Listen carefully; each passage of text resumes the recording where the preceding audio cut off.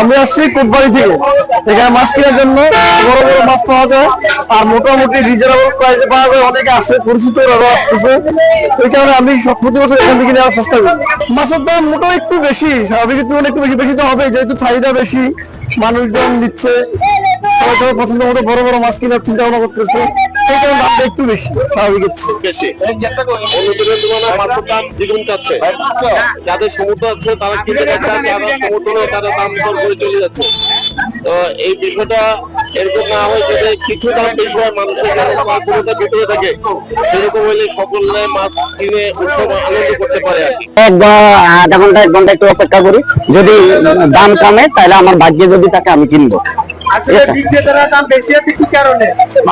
মাছ আসে না, তাদের কথা হলো যে মাছ কম আসছে, এই জন্য তারা দামটা বেশি চাচ্ছে। অনেকে তো আছে কিন্তু বেচা হচ্ছে না। আমরা যেমন ঘুরতেছি, আমরা কিনতে পারতেছি না। বাচ্চাকে নিয়ে আসলাম মাছ কিনতে, দ্বিতীয়পুর থেকে আসছি আমরা, ওই তো 450 টাকা যাচ্ছে কেজি, 3 কেজি একটা নিলাম। এই কেমন মনে হলো আছে মোটামুটি চলে।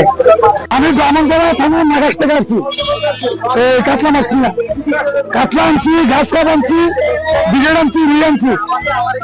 এক একটা ঘাস 7 কেজি 6 কেজি বেশি 650 টাকা করে, ঘাস কাপ বেশি 400 টাকা, বিঘেট বেশি 500 টাকা, রুই বেশি 400 টাকা। তারা বলছেন যে আসলে মাছের দাম বেশি, না দাম বেশি না, আমার কাছে দাম বেশি না, কি থেকে কিনলে না দাম বেশি করতেছে।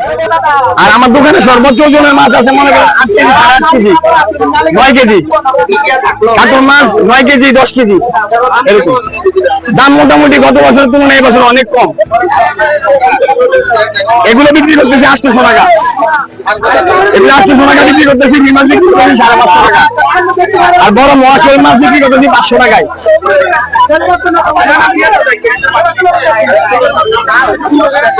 এগুলো এসে যে আমাদের দেবিদ্বার বীর মহেশপুর 2 নং শিবপুর ইউনিয়ন।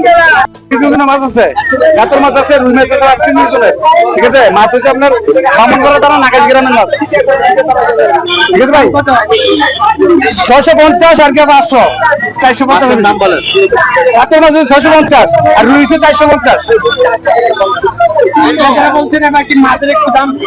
হ্যাঁ বেশি ভাই, বেশি কারণে আপনার সমস্যা, এই কারণে গাড়ি হইতে না, এই কারণে মাছের দামটা বেশি।